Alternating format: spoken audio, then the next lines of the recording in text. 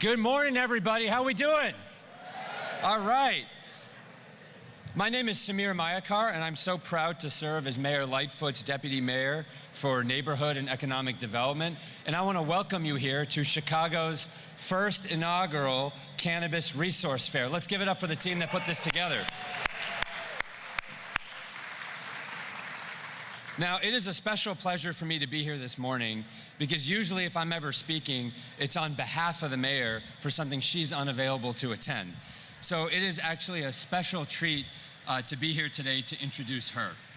For the last 8 months, I've had the honor of working with Mayor Lightfoot and helping her advance her vision of a more equitable and inclusive Chicago.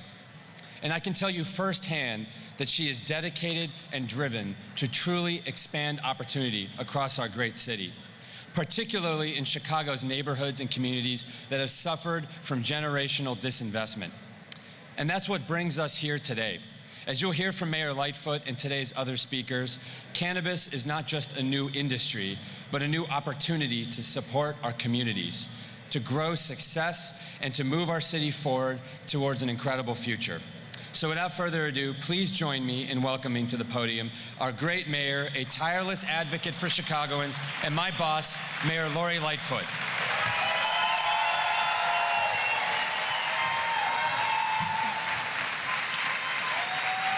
Good morning, everyone. Apparently, there's a little enthusiasm around this notion of legalized cannabis. When I drove by this morning, literally the lines were out the door to the street. And I think that really underscores the tremendous opportunity that we have in our city if we do it right.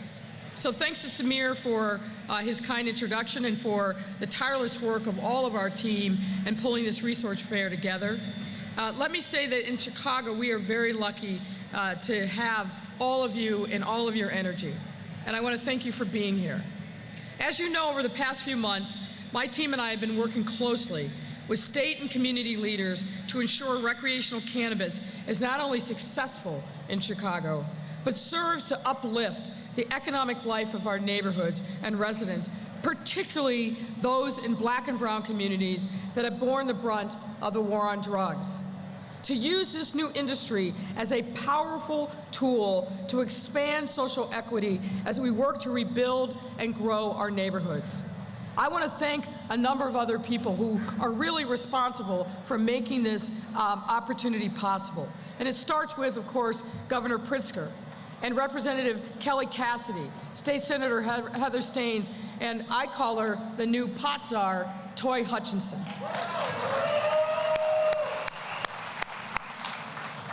Because of their tireless work and the work of other folks, cities and towns across this state are positioned to really take advantage of this opportunity, not just from the consumption side, but from the business side. And our goals are ambitious, but I know that we can reach them. We're taking advantage of this incredible opportunity to create programs for community members to participate in this new industry through financial assistance, vocational training, and other hiring and workforce initiatives. And we've also established zoning parameters to ensure that dispensaries are located evenly across Chicago, not just clustered in the downtown and on the north side. And importantly, we are working to educate residents on the new rules around cannabis in order to avoid the enforcement mistakes of the past. People should be able to consume cannabis freely without fear of law enforcement. And yet, for all the work we've done in the past, now is really where our new work begins. This is truly a collaborative mission. And if we do this right, we will not only create success here in Chicago, we will establish a regulatory model for the rest of the nation to learn from and to follow. This is our moment to shine, Chicago. And I, along with everyone at City Hall, are tremendously excited to be part of this journey together, partnering with our friends at the state level and cities and communities across this state. I want to thank you all again for being here. I want to really thank Toy Hutchinson and others And I look forward to the conversation that we're about to have. Thank you very much, and really do take advantage of the resources that are here. We're going to be here to support you and to support this industry to make sure that we create opportunity for everyone to be able to participate in this really exciting new market. Thanks very much.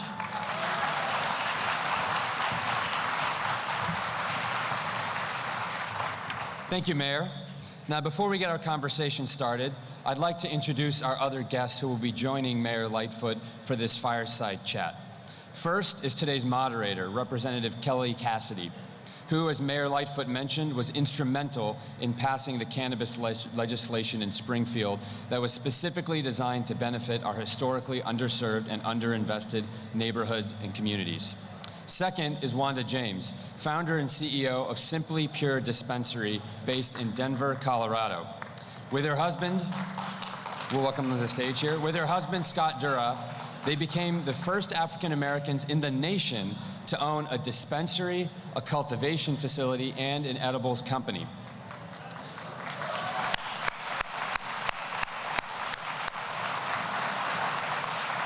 Now, Wanda has also gone on to become a leading advocate for the cannabis industry, and she's been featured in media across the United States for her efforts. There's a profile on her this morning in the Sun-Times, which I encourage you to check out. And I'll also note she's a veteran of the U.S. Navy. So please join me in welcoming both of these amazing, pioneering women for what I'm sure will be a great conversation. Thank you very much, and I'll pass it over to you, Representative Cassidy. Thanks so much, Samir. Thank you all for being here, and to everyone on the team that helped put this together. Great work. I mean, this is amazing. Look at the incredible turnout and the enthusiasm. So thank you all for all the work that went into putting today together. I'm going to do my best to try to keep a conversation moving. I think we could do this for hours, and we don't have hours, and I think the half an hour is going to fly by. But truly, part of what I need to do is manage my fangirling a little bit here, you know? When we started this process of writing House Bill 1438, our very first stop was Simply Pure in Denver. We took a group of legislators and regulators out to Denver to begin the process of what I've described all along as looking in all the rearview mirrors of all the states that came before us. Knowing that we wanted to do this differently, knowing that we wanted to solve for the lack of equity in the industry, meant we had to go to the source and find out what's in her rearview mirror. And so this bill wouldn't look the way it looks without Wanda's generosity of spirit and time. So I want to thank you publicly, first of all, for helping us get this started. And if any of y'all find yourselves in Denver, make a trip to Simply Pure. It's a really gorgeous place. So sitting here with these two amazing women who are blazing trails in their own right, I just have to put it out there. Each of you have your own rearview mirrors and things that you wish you had known before you started your journeys. And I think that's something I'd like to hear more about, both for you in terms of coming into the cannabis industry and for you entering public office. You know, we go way back. I don't think either one of us imagined back at the Waveland softball fields that this is where we would be at this point. But so let's start with you, Wanda. What is in your rear view as you see Illinois launching? Now we're the 11th. You've watched a lot of states make the switch. What do you wish the folks who are out here, maybe with pending applications, maybe about to finish their craft grow applications, if you were them, what do you wish you would known? You know, what I wish I would have known when we first started was how amazingly difficult this process is going to be. And I've got to tell you, as I'm looking out right now, and I told the mayor earlier, I am so amazingly impressed with what Illinois has done, and especially what Chicago has pulled off. Looking around this room, the amount of people of color sitting in here and the amount of women sitting in this audience is fantastic. It's fantastic. 10 years ago, we didn't see any of this. 10 years ago, we didn't see a prominent, powerful mayor sitting on the stage. 10 years ago, we had to kick and bring our legislators with us, quite against their will. So you are already starting so far ahead of where we began. But the most important thing that I can say for everybody in this room is to make sure that you get involved. Make sure that you're talking to your legislators. And I can't emphasize that enough. To understand the rules of this game, it's not what you think it is. It's not opening up a small store on the corner. You're actually starting an enterprise. So get as much help and understanding, and know your city officials, know your local officials, know your state officials, because at the end of the day, you and them are going to create this amazing industry here in your state and in your city, and you have to be able to work together to make that happen. That is probably the hands down most important thing that you can do. Well, I'm going to pick up on the point that Wanda made. For me, in thinking about this opportunity, it's all about building wealth. I'm very focused on that in a lot of our policies, and I see this as a tremendous opportunity to put wealth in the hands of individuals and community members that never thought that this possibility was there. And I'll make my shameless pitch again. I know how costly this business is to get into. Dispensaries is one thing, but actually there's lots of other parts of this industry. Cultivation clearly is part of it, trucking, banking, security. There's lots of different ways in which you can participate in this industry. And I want to make sure that in the city of Chicago that we are laying the foundation for people to participate at all points of entry. And in particular, what I'm interested in is making sure that we use some of the vacant land, vacant buildings that we have to create a cooperative environment for people to participate in cultivation and really learn the business from inside out from a lot of different folks. And I'll echo the words that Toy Hutchinson just said. What I think we have to all have is a recognition that we are at the start of a process, not at the end. Recreational marijuana went live on January 1, right? We're a month in. So I'll say, some folks, calm down. We'll get there. But what I do want to say is we are going to be listening, working night and day tirelessly, as we have been really since October in Chicago, to make sure that we build an industry and a marketplace that is reflective of the greatness of the city. This is not going to be an all-white enterprise as long as we focus and make sure that we create opportunities for everybody to participate. So I think the benefit that we've had is we're later on the scale from states like Colorado and other places that our legislatures were smart to go out, really be there on the ground, understand the lessons learned, and then to take that back to Illinois to make sure that we were responsive to the things that others didn't think about or didn't have the opportunity to take care of on the front end.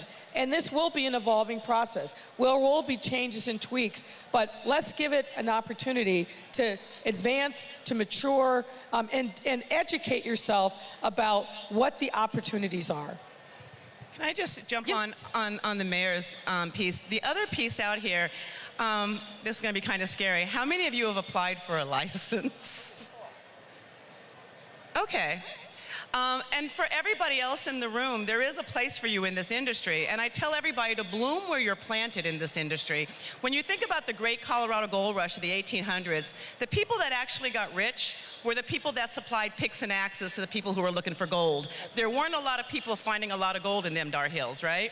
So when I think about what happens in this industry, the first person in this room that can come up with biodegradable, child-proof packaging is going to be the richest person in this room. So think about the things that this industry needs, and this industry needs everything that every other industry needs. Graphic designers, couriers, people that design dispensaries, interior designers that just do dispensaries, big deal. Designers of grow facilities. There are so many jobs here that you're currently doing right now that you can take into this cannabis space and be a part of the industry, influence the industry, and quite frankly, make money a lot easier. Absolutely, and I do think that that's something that we were mindful of throughout, talking about the ancillary industries and having, we actually did a whole public hearing on it because of that. The focus is all on the licenses, but there's so much else out there that has fewer barriers. The other piece that we spent a lot of time on as we crafted this bill was the criminal justice reforms and the repairs of harms from the war on drugs. And that's something that it actually surprised us that we hadn't seen other states do as much around it until we started actually trying to pass a bill that would expunge 770,000 criminal records. Give it up, that's a big one. And the pushback on that was amazing. Something that the three of us have in common is a personal connection to the ways our country's justice system have impacted folks. And each of us have a sibling that has had an encounter or two with the criminal justice system. And Wanda, one of the first things you talked to us about was your brother when we came out to Denver. Because he had just hit the timeline to actually be able to participate. He had been far enough away from his conviction. And when you and I talked about this again, you talked about how that speaks to how many more people are impacted than people even think about. But tell us a little bit more about that and how that has informed your approach to the industry. So one of the reasons why I'm involved in the cannabis space is having met my brother. We grew up differently. He grew up in South Dallas. My brother was arrested for 4 ounces of cannabis possession when he was 18 years old. That 4 ounces, and it was crazy because when I met him, he had told me he had just got out of prison. And my heart just sank because obviously if you just got out of prison, it means that you did something really bad. You know, you killed somebody, you hurt somebody, you did something really bad. And when he told me that it was for 4 ounces, I actually didn't believe him because where I went to school, the University of Colorado, which is a very, very white state, I have never known anybody to be arrested for cannabis. CUPD, University of Colorado Police Department, would walk past us as we were rolling joints on the steps of Libby Hall, and they would just tell us to put it away. Yo, you guys, put that away, put it away. And that was my experience with cops and cannabis. Yes, it was illegal, but nobody really cared, and who cares if you're rolling a joint? In my brother's life growing up in South Dallas, when he got caught with 4 ounces, he and 4 of his friends were going out on a Friday night, and they stopped by the weed guy's house. Back in the day, for all of you old schoolers in here, OGs, 4 ounces was 4 fingers in a baggie, or 1 ounce was 4 fingers in a baggie, right? That was $40, $30, $20 a dime, right? So, so he and his four friends gave him the $40, and he went into the guy's house to get a couple of 4 ounces. $160 worth of weed. The guy gave him a little bit extra because they bought so much. My brother walked out of the house was under surveillance. My brother got popped with 4 ounces. My brother never saw a judge. His mother was a housekeeper. She got called that her son was arrested. She went down to the courthouse to get him out. The judge put papers in front of her, said, sign these papers and you can take your son home. She signed the papers making her son a felon. He was then on probation. Less than 30 days later, he came back to meet with his probation parole officer, and they gave him a urine test of which he failed.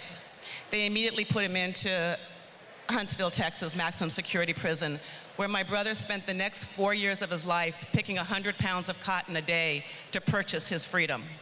This was in the mid-1990s, not 1890s, where slavery was over. And as you all know, the 13th Amendment allows for slavery in terms of criminal charges. So my brother was a slave for 10 years. When I heard this, I was blown away because in my America, I would never have thought that anybody in America, and especially a poor black kid, would be forced to pick cotton in Texas to purchase his freedom. This pissed me off so much that I needed to make a change in it, and my husband and I said, what do we want to do next? coming off of Barack Obama's National Finance Committee, we decided to put a black face on cannabis, and we opened up our first dispensary in mid-2009. Thank you. But for us, it's been about talking about this all the time. And for 10 years, that's all we have been talking about, is a social justice reform. 800,000 people a year are arrested for simple possession. Of that 800,000, 85% are black and brown, usually boys between the ages of 17 and 24, to fulfill America's promise to slave labor. So this is what we've got to end. This is why the 770,000 expungements here in the state of Illinois is amazing to me. I'm still fighting in Colorado to expunge people's records 10 years later. So what you have done, the bar that has already been set here, has been tremendous, and we've got to keep fighting for this as we move forward.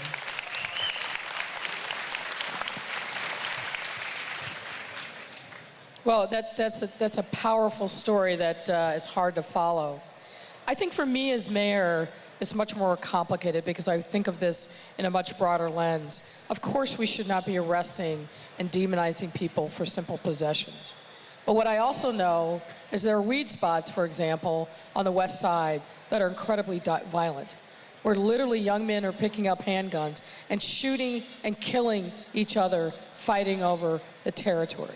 They're very lucrative, a lot of cash flowing through them. And so it's complicated for me because while I don't want to have another generation of black and brown young men stigmatized in the way that Ms. James' brother was, I also want to know that unless we as a city create real economic opportunity in neighborhoods across the South and the West Side so that our young men don't only have the illegal drug trade as the only thing that generates jobs in neighborhoods, we're going to be right back in the same kind of cycle in another generation. So for me, we have to be able to do multiple things at the same time. But fundamentally what it means is investing in the talent of our young people where they are in neighborhoods west of Ashland and south of Roosevelt Road, and creating real jobs and real opportunity to create vibrant and healthy neighborhoods so that the choices that our young people make are choices that set them on a path for success and not a path for tragedy. And we've got a long way to go to right these wrongs, but it's something that we have to focus on like a laser beam as an administration, as a state, as a county, and as the private sector to bring real opportunity into our neighborhoods.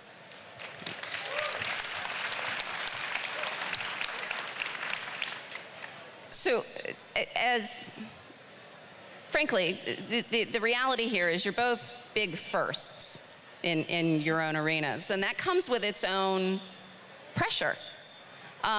Do you, Wanda, what is your sense as you travel the country? I know you put a lot of miles on doing this. What does it make you feel to be the first? Do you feel a certain do you feel a pressure to be this available? And where do you find that space to just enjoy your business? It's really funny. There was a young person that was interviewing me. She must have been 22 or 23 at one point, and she says, have you always dreamed of, owning a dispensary and selling cannabis? Has this been your dream? And I says, well, up until a decade ago, if I was doing this, I would have been a drug dealer, not a cannabis entrepreneur. So this was not something that I thought that I was going to be doing. And my husband and I didn't do it in the idea of being a first. As a matter of fact, I was quite surprised when that was brought up to us that we were the first. Now, let me be really clear here. We are not the first African Americans to sell cannabis. We are the first legally licensed by a state African Americans to be able to sell cannabis. My dispensary for my entire life has always been a black person, but that's a whole other conversation. In doing this, I use that first title to be able to talk about this, to be able to, if this is the first thing that a reporter wants to hear about, that's great, but then it allows me to talk about the 800,000 people a year who are arrested. It allows me to talk about the idea that economically black and brown people are being left out of this process. It allows me to talk about the idea that we have a whole enterprise right now that can be wealth generating for generations of families that we're not understanding. So if that's the opportunity that I get by being first, to be able to open up the floodgates and to be able to see so many people of color and women and different nationalities sitting in front of us today in Chicago, then that first opportunity just to be able to get people's attention to speak about it really moves things forward for us. It's sad for me that we're still experiencing first in the new millennium. But I'm happy to be able to do this in a way that changes where we're at right now, because it must change, and just given the interest that is here, because I got to tell you, 10 years ago, this is not what cannabis looked like. So, wow, this has been really impressive. Well, again, I will build on what Wanda just said. You know, my background and experience being the first African-American mayor, the first LGBTQ mayor of the largest city in the country, right? What that allows me to do is to bring a level of empathy, experience, and intentionality to the way in which we govern in this city. And it really drives what I try to live every day, which is to make sure that all of us are counted, that all of us are seen and heard, and the lived experience of people all over this city actually are reflected in the way that we govern, the way that we designate who matters, how we prioritize the distribution of scarce resources, how we create and open up opportunities for people in the city. You know, Kelly asked a question earlier about the rearview mirror. When I look in the rearview mirror, what I want to see is all of you with happiness and smiles and success. I want to see our children locked arm in arm across every neighborhood in the city and not fearing what's going to happen to them when I leave their neighborhood. That's what I want to see, and I want to see them passing me by, because we've created the kind of city where economic equity and inclusion is our mantra, and it's so baked into our DNA that long after anybody remembers that Lori Lightfoot was the mayor, we do this the right way because it's the right way to do it.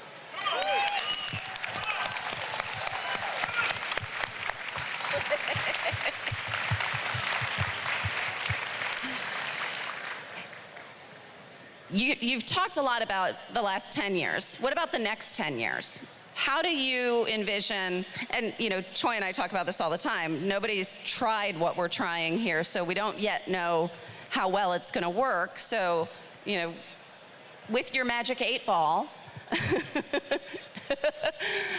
what do you see in the next 10 years in the cannabis industry? You know, it's really funny. In the next 10 years of cannabis, I anticipate being so boring and so dull that nobody wants to bring you out. When is the last time you guys have sat here and heard people talk about vodka? Hasn't been any vodka conventions lately. You know, I really look forward to seeing where this plant is going to take us. I mean, there are amazing things on the horizon medicinally for us. We may have found something that helps us, you know, reduce cancer cells. More importantly, we may have helped us find different ways to deal with anxiety, depression. We may have looked at different ways of being able to relax in a way that doesn't make you want to abuse your partner with domestic violence in the same way that alcohol does. We may have found something that just makes the whole society feel a way of being able to connect with each other, because I have the most incredible conversations when I'm elevated with amazing people. So I look forward to seeing the stigma being gone. I look forward to seeing more and more business owners finding really, you know, new ways of consumption. The young people in this industry are doing amazing things with this plant and creating amazing products that I would have never dreamed about, you know, more than 10 years ago. Hell, 15 years ago, I didn't know that there was a difference between an indica and a sativa. It was green or not good. Those were the two types. So I think that this industry can help elevate us financially, spiritually, medicinally, socially. I just don't see any downfall from it. I see us not being arrested. I see no more Trayvon Martins or Sandra Blands. I'm really looking forward to, the future looks bright from where I'm sitting, so I'm looking forward to seeing all of this happen. Well, I mean, you gave us a little hint with the city-owned co-op idea. Look, but I think what Wanda said earlier is exactly right. What I know about this city is that we have tremendously creative, smart, entrepreneurial people everywhere. And I think the possibilities are endless. I think there are things about this industry that we don't even know about yet that somebody in Chicago is going to invent and market and be the first in. What I'd like to see over the course of the next 10 years is people coming to the city on a day like this and saying, hey, Chicago, tell us how you did it. You are the best in the world. You have created a market for cannabis that no one else has seen, and we can get there, folks. Somebody in this room, and hopefully multiple people in this room, are going to be industry leaders, not just in Chicago, not just in Illinois or the Midwest, but in the world. I have every confidence that that is going to happen, and I just want to make sure that we lay the foundation for you to be successful. The seeds that you need to plant in the ground to grow, let's figure out how we do it here and now.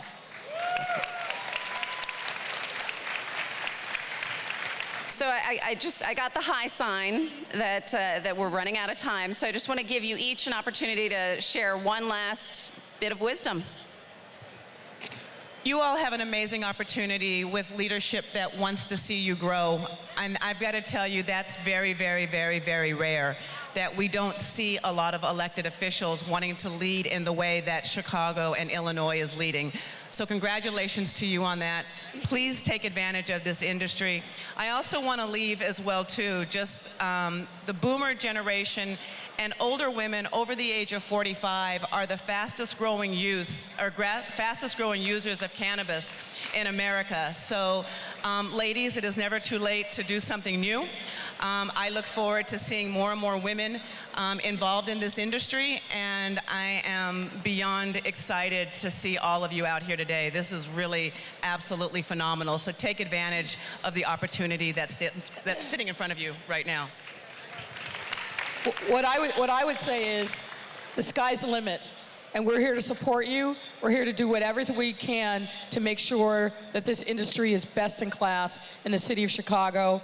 And you know, as Wanda said, really the possibilities are endless. There's lots of different ways in which you can get involved. I hope that the fair that you participate in today really spurs and clicks in your mind, hey, there's another thing that we can do. There's another angle that nobody has thought about. We're here to support you. We've got a lot of resources that are available.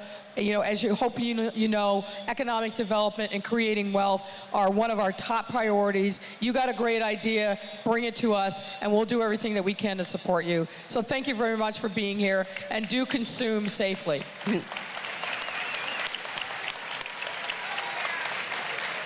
So a couple of housekeeping notes. The first set of panels begins at 11:15 in the first and second floor meeting rooms. The first two panels are on the first floor, we've got Cannabis 101, Know Your Rights. And on the second floor, it's I Want to Start a Business. Thank you all for being here today. Thank you in particular to Sheroes, Mayor Lori Lightfoot, and Wanda James. Thank you so much. Thank you so much.